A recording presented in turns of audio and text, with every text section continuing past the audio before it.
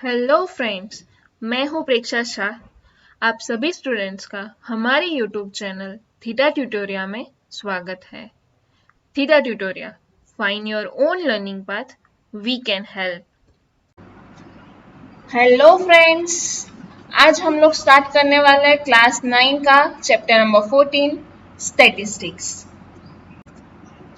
ये है मेरा फर्स्ट पार्ट, इंट्रोडक्टरी पार्ट होगा। ओके, फिर दूसरे वीडियोस में हम लोग एक्सरसाइज करेंगे। तो चलो स्टार्ट करते हैं इंट्रोडक्शन से। सबसे पहले तो क्या ये स्टेटिस्टिक्स हम लोग डेली लाइफ में यूज करते हैं? तो यस, हम लोग डेली लाइफ में यूज करते हैं स्टेटिस्टिक्स। तो अब आप पूछोगे कि कहाँ? राइट, तो हम हर रोज बहुत सारी इंफॉर्मेशन पढ़ते हैं, facts, numerical figures, tables, graph, कहीं ना कहीं, मतलब मैगजीन में पढ़ते हैं, न्यूज़पेपर में पढ़ते हैं या टीवी में देखते हैं। ओके, तो ये जो सारे ग्राफ है, फिगर्स है, नंबर्स है, टेबल्स है, वो कहाँ पे देखते हैं, मतलब कहाँ देखने को मिलते हैं? कोई एग्जाम्पल? जैसे कि बैटिंग और बॉलिंग की एवरेज देखते हैं, लाइक किसी भी टीम या कोई पर्टिकुलर खिलाड़ी या प्लेयर का हम बोलते हैं ना कि इसकी एवरेज बैटिंग की इतनी है, उसकी बॉलिंग का रेशियो इतना है। तो ये सब हम लोग क्या करते हैं, ये सारी चीजें स्टेटिस्टिक्स में आती है। या तो हम लोग टीवी में वो जो न्यूज सुनते हैं वहां पे बोलते हैं मौसम की जानकारी, जैसे कि टेम्परेचर ऑफ सिटीज या कोई कंपनी का प्रॉफिट और एक्सपेंडिचर, वोटिंग का रिजल्ट, और ऐसे बहुत सारे एग्जाम्पल है जो हम लोग डे टू डे लाइफ में यूज करते हैं। और ये जो भी सारे फैक्ट्स है, फिगर्स है, न्यूमेरिकल फिगर्स, वैल्यूज, कुछ भी, मतलब ये जो भी हमने कोई पर्पस के लिए कलेक्ट किया है उसे हम लोग डाटा बोलते हैं। तो क्या होगी डाटा की डेफिनेशन? फैक्ट्स और figures collected with a definite purpose are called data. Okay, और आजकल की जनरेशन बोलो या हमारे वर्ल्ड में मोर इंफॉर्मेशन ओरिएंटेड हो गई है आजकल।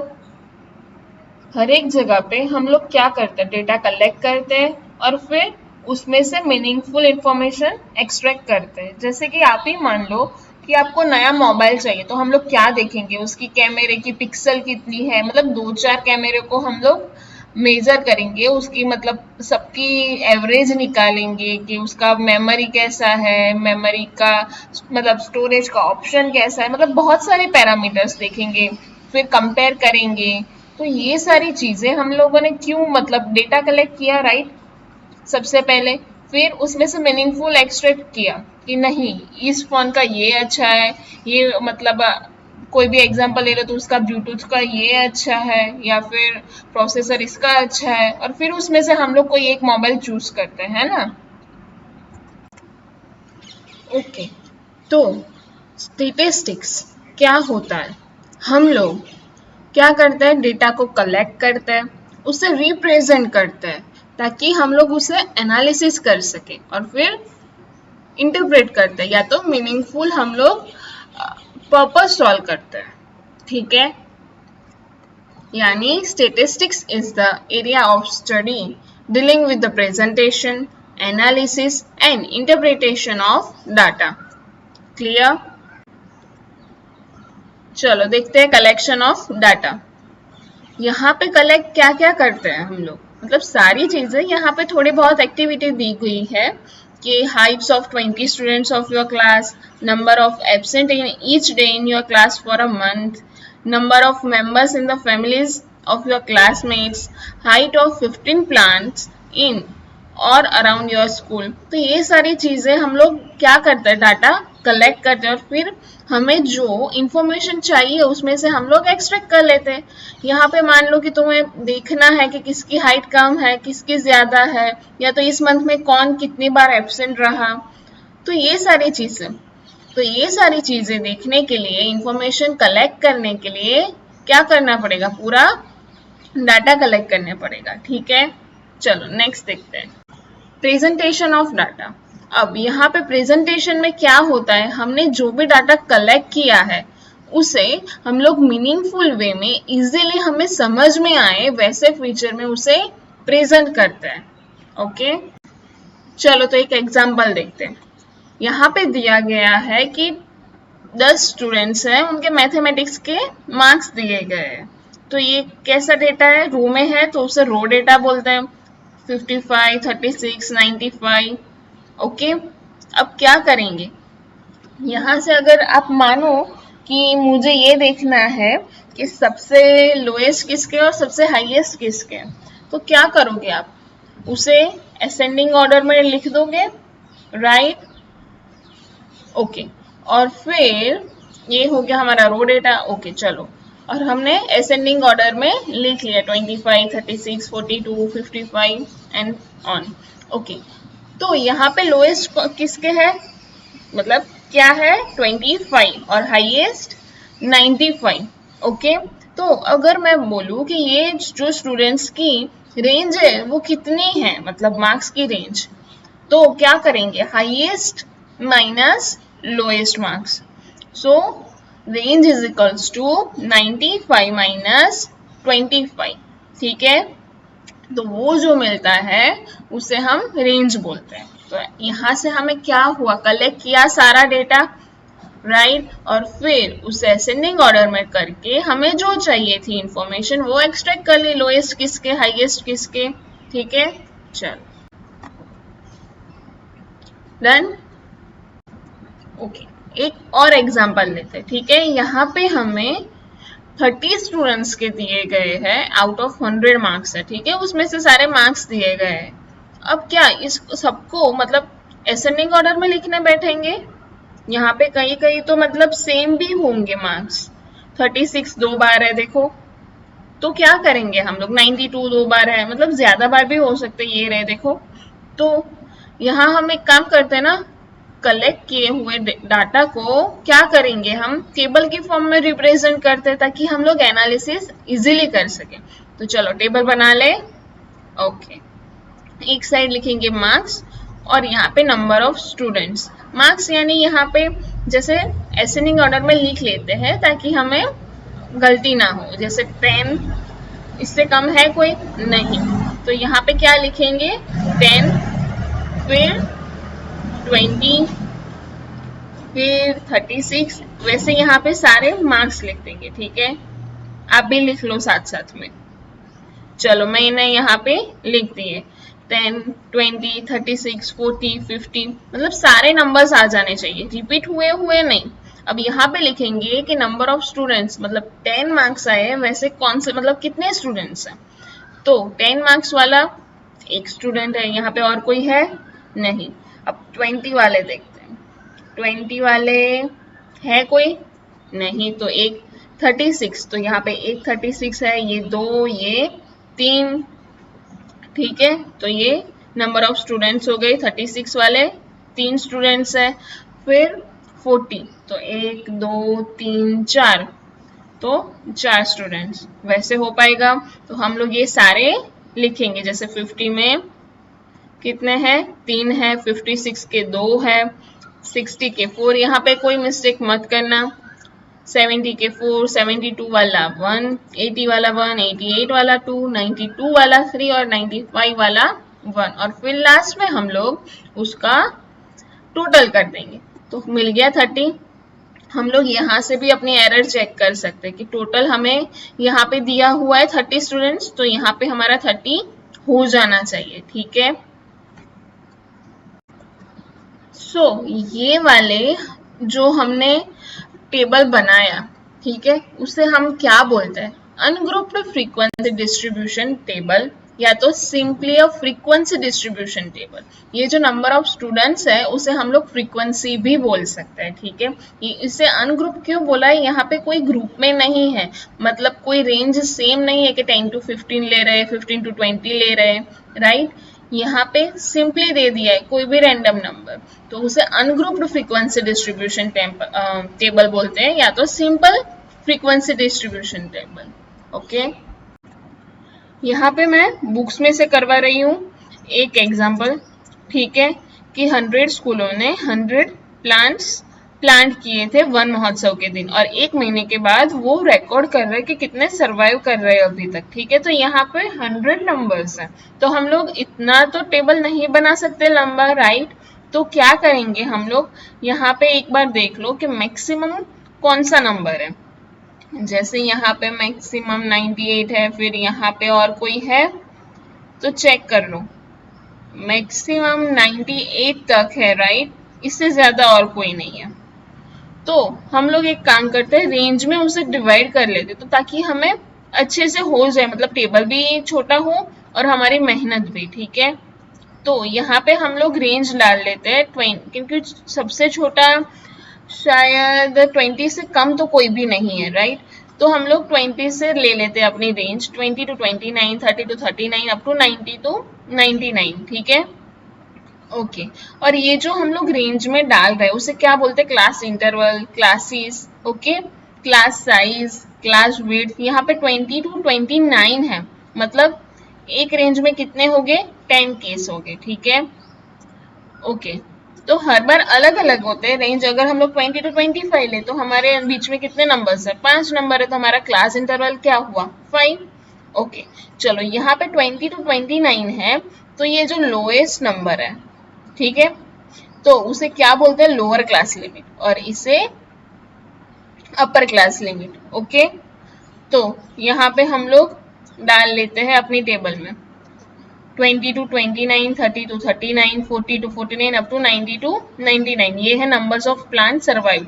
अब हम लोग यहाँ पे टैली मार्क्स से करेंगे ताकि इजीली हो पाए। और हमने ये टैली मार्क्स क्यों किया, क्योंकि हम लोग काउंट करने बैठेंगे, यहाँ पे देखने जाएंगे तो शायद गलती हो जाए, यहाँ पे 95 है, यहाँ दूसरा है नहीं है, तो भूल जाएंगे। तो उससे बेटर कि हम लोग टैली मार्क्स यूज करें ताकि गलती कम हो। ओके, चलो देखते हैं।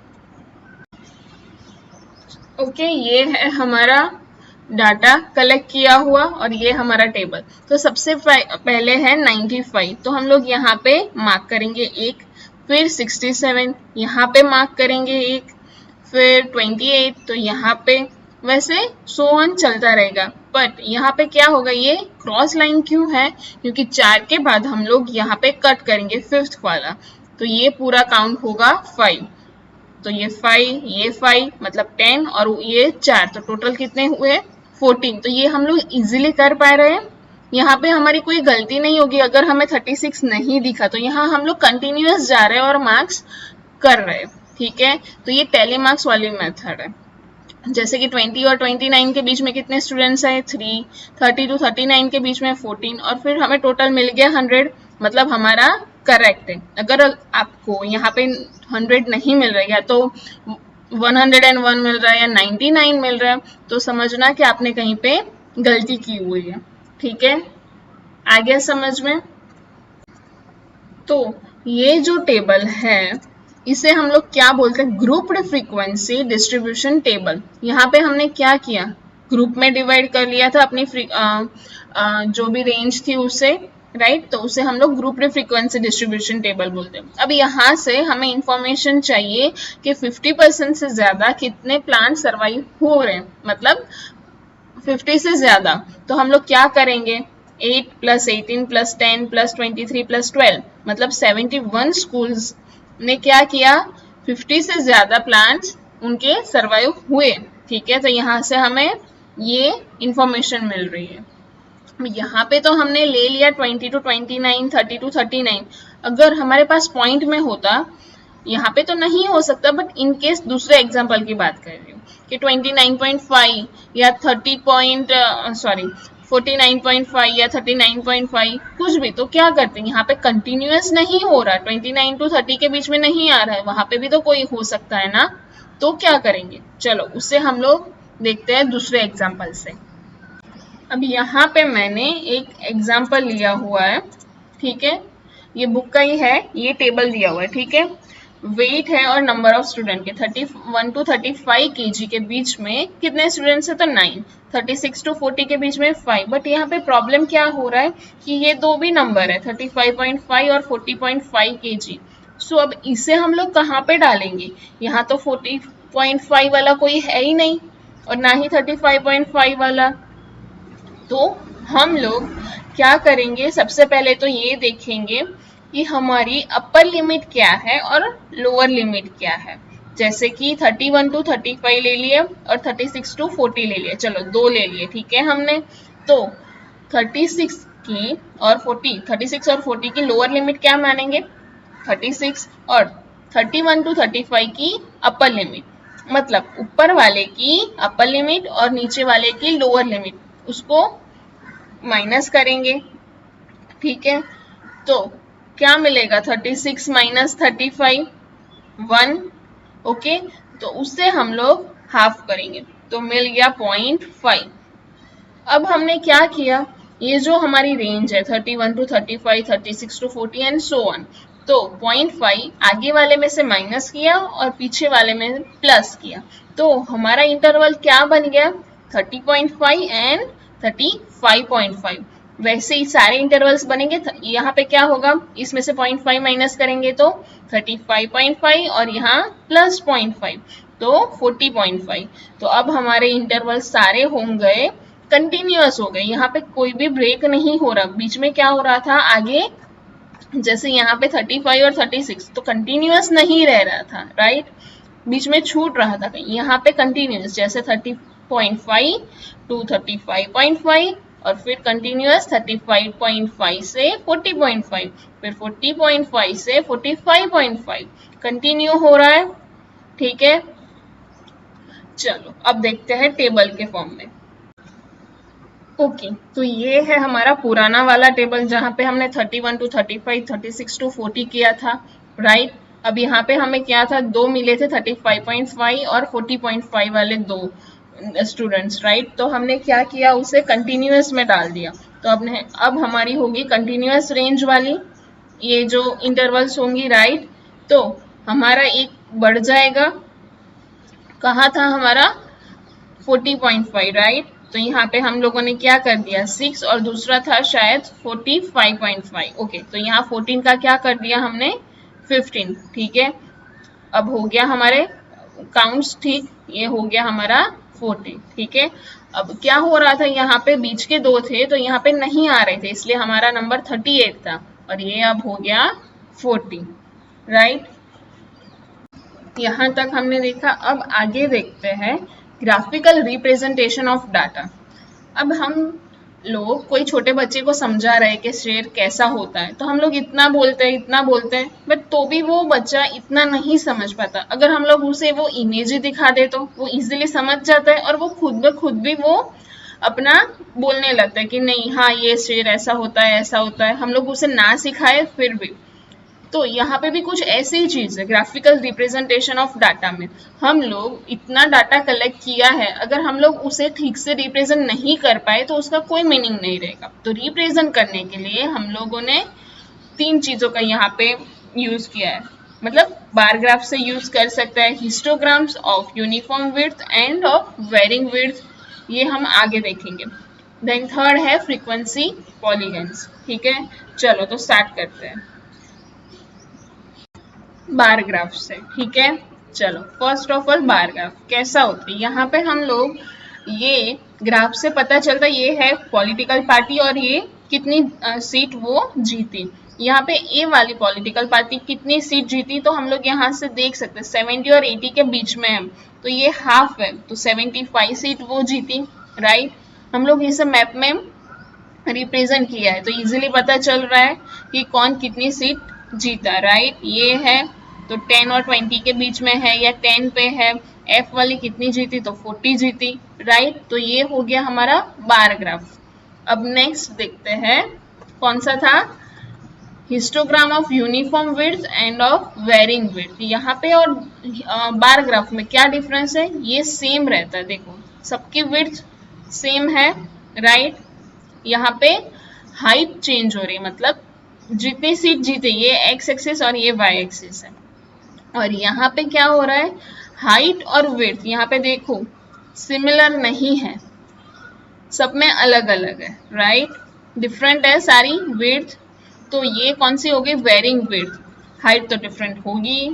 यहाँ पे क्या दिया है, नंबर ऑफ लेटर्स और proportion of number of surnames पर 2 लेटर्स। यहाँ पे क्या है, नंबर ऑफ लेटर्स है, ठीक है, नंबर ऑफ लेटर्स है। तो 1 to 4 लेटर्स वाले कितने सरनेम है, 4 to 8 के बीच में है, मतलब 4 है लेटर्स, सॉरी 4 सरनेम्स है। और 4 to 6 लेटर्स वाली 28 और 30 के बीच, यानी 30 सरनेम्स है। फिर यहाँ पे 8 to 12 लेटर्स वाली तो 10 है। यहाँ पे 12 to 20 लेटर्स वाली तो ये है 4 से भी कम, यानी 2 जितने, ठीक है, 2 या 1 जो भी हो। तो यहाँ पे क्या हो रहा है, विड्थ चेंज हो रही है। आगे क्या था, विड्थ सेम रह रही थी, ठीक है। ये क्या हिस्टोग्राम और बार ग्राफ में डिफरेंस से पता चला। अगर हम लोग इसे यूनिफॉर्म विड्थ में भी कर सकते हैं, ऐसा नहीं है कि विड्थ वेरिंग ही हो, ठीक है। चलो नेक्स्ट देखते हैं फ्रीक्वेंसी पॉलीगन। अब ये क्या है वो देखते हैं। चलो ये क्या है, हिस्टोग्राम जैसा दिख रहा है ये वाली लाइन, ठीक है। और ये जो डैश डैश है ये हमारा फ्रीक्वेंसी पॉलीगन है। यहाँ पे हमने क्या किया है, कौन सा एग्जाम्पल है, सबसे पहले तो ये मार्क्स दिए गए हैं। 0 to 10 के बीच में कितने स्टूडेंट्स है, तो 5। 10 to 20 के बीच में हिस्टोग्राम वाला देख रहे हैं, ठीक है, तो 10। ऐसे मार्क्स दिए गए हैं और नंबर ऑफ स्टूडेंट्स। ये हमने पहले हिस्टोग्राम मतलब हिस्टोग्राम के ऊपर से हम लोग फ्रीक्वेंसी पॉलीगन कर रहे हैं, तो इसलिए मैंने हिस्टोग्राम वाला ड्रॉ कर लिया है। फिर यहाँ पे फ्रीक्वेंसी पॉलीगन में डिफरेंस क्या है, हम लोग उसका मिड पॉइंट करते हैं जॉइंट। जैसे 0 to 10 के बीच में उसका मिड पॉइंट क्या होता है, 5। तो यहाँ पे मैंने 5 पे किया, जैसे 5 पे कितने हैं स्टूडेंट्स, 5। 10 और 20 का मिड पॉइंट क्या होगा, 15। तो 15 कहाँ पे होगा, 10 पे। वैसे ही हमने सबके मिड पॉइंट निकाले हैं, ये जो सारे हिस्टोग्राम है या उसके मतलब ये जो इंटरवल्स बोले, और फिर उसे ज्वाइन किया है, ठीक है। तो ऐसा ग्राफ दिखेगा हमारा कुछ इस टाइप का, ओके। ये सब कुछ मैं सिर्फ यहाँ पे इंट्रोडक्शन दे रही हूँ, ये हम लोग एक्सरसाइज करेंगे तब आपको ज्यादा समझ में आएगा, और वो हम लोग नेक्स्ट पार्ट में करेंगे। अब यहाँ पे मैं सिर्फ इंट्रोडक्शन दे रही हूँ कि क्या क्या इस चैप्टर में है, फिर हम लोग देखेंगे एक्सरसाइज।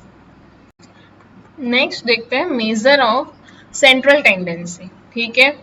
तो उसमें हमारा कौन कौन सा होगा, मीन, मीडियन एंड मोड, 3 है। उसमें से फर्स्ट देखते हैं, मीन मतलब एवरेज।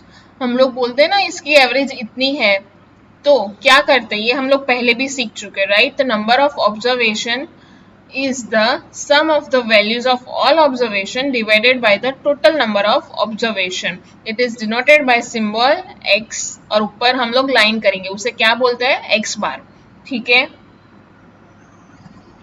चलो एक एग्जांपल लेते हैं। 5 people were asked about the time in a week they spend in doing social work in their community. They said, एक बोल रहा है 10, 7, फिर 13, 20, 15 आवर्स रिस्पेक्टिवली, मतलब 5 है। तो हमें उसका एवरेज निकालना है या तो मीन निकालना है, एक ही बात है। क्या करेंगे, क्या था हमारा formula, sum of all the observation upon total number of observation. हम लोग इसे ऐसे लिख सकते हैं, ये सिग्मा है। सिग्मा मतलब समेशन, समेशन ऑफ आई।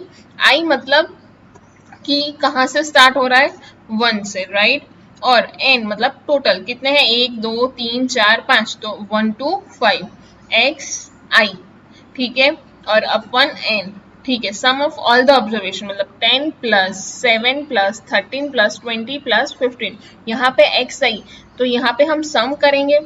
तो पहले क्या होगा, 1, फिर x1 प्लस x2, तो x1 हम लोग लिख लेते हैं 10, x2 is equals to 7, x3 is equals to 13, so on, right। ऐसे 1 to 5 xi अपन 5।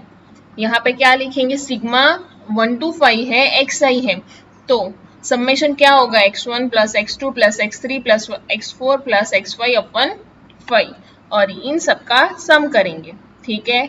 तो क्या होगा, 10 प्लस 7 प्लस 13 प्लस 20 प्लस 15 का समेशन 65, और अपन में 5 है, तो 5 को कट करेंगे, क्या मिलेगा आंसर, एवरेज का 13। आया समझ में, ठीक। चलो नेक्स्ट देखते हैं। हाँ, यहाँ पे मैंने सिर्फ ये एक दिया, अगर आगे फ्रीक्वेंसी हो तो भी थोड़ा सा चेंजेस आएगा, बट वो लोग हम डायरेक्टली एक्सरसाइज में सीखेंगे, ठीक है। यहाँ पे इंट्रोडक्शन है। अब देखते हैं मीडियन।